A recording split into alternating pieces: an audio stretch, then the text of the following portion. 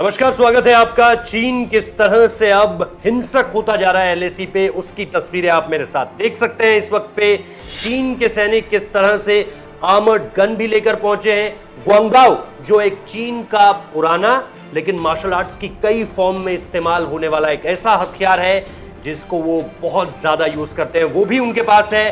Barb wires भी उनके पास है, ऐसे ऐसे डंडे जिनमें तारे लपेटी हुई हैं। और ये तारे वही तारे हैं जिनसे हम और आप जो है, अगर मैं खेत गांव की भाषा में बात करूं तो अपने खेत की जो है पगडंडियों के इर्द गिर्द उसको लगा देते हैं। कटीली तारे हम जिन्हें कहते हैं, यानी बार्ब वायर्स वो डंडे पर लपेटी हुई थी, जैसा कि चीन के सैनिकों ने गलवान में किया था। वही वो दोहरा रहे थे एक बार फिर दक्षिणी पेंगोंग झील के इर्द गिर्द, और वो चाहते थे कि एक बार फिर से हमला हो, एक बार फिर से वो हमला करें, भारत के सैनिकों को परास्त करें और फिर आगे आकर उस जगह को कैप्चर करें जो अब भारतीय सेना ने कैप्चर कर लिया। आपको पता है इस वक्त पे ब्लैक टॉप हो, हेलमेट टॉप हो, गुरुंग हिल हो, इसके अलावा रेकिनला हो, इसके अलावा रेजिंगला हो, ये सारी की सारी चीजें हैं जो इस वक्त पे भारत ने अपने कब्जे में ले लिए। ये ऐसी हाइट्स हैं जो टेरिटरी के लिहाज से बहुत ज्यादा इंपॉर्टेंट है, और इनको वापस लेने के लिए चीन के डेस्परेट अटेम्प्ट्स बार बार दिख रहे हैं, लेकिन ये सारे अटेम्प्ट्स जो हैं वो फेल हो रहे हैं।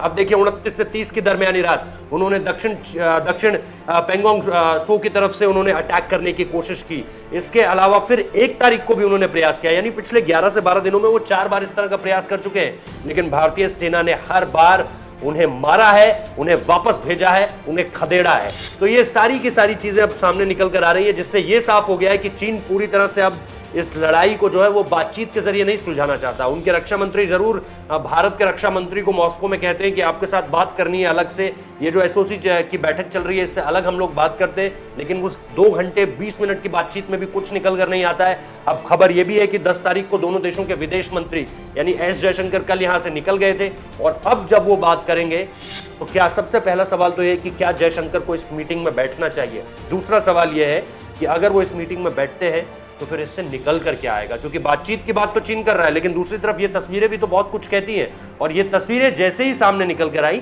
बातचीत की कोई गुंजाइश रहती नहीं है। तो ये सारी की सारी चीजें हैं इस वक्त पे जो डेवलप होकर सामने आई हैं। अब आप हमें बताइए कि चीन की इस हरकत को आप क्या कहेंगे। कोई भी प्रोफेशनल आर्मी इस तरह के हथियारों के साथ जंग के मैदान में नहीं उतरती है। ये बचकानापन है चीन का, जो आप इन तस्वीरों में साफ साफ देख रहे हैं। बहुत बहुत शुक्रिया इस वीडियो को देखने के लिए।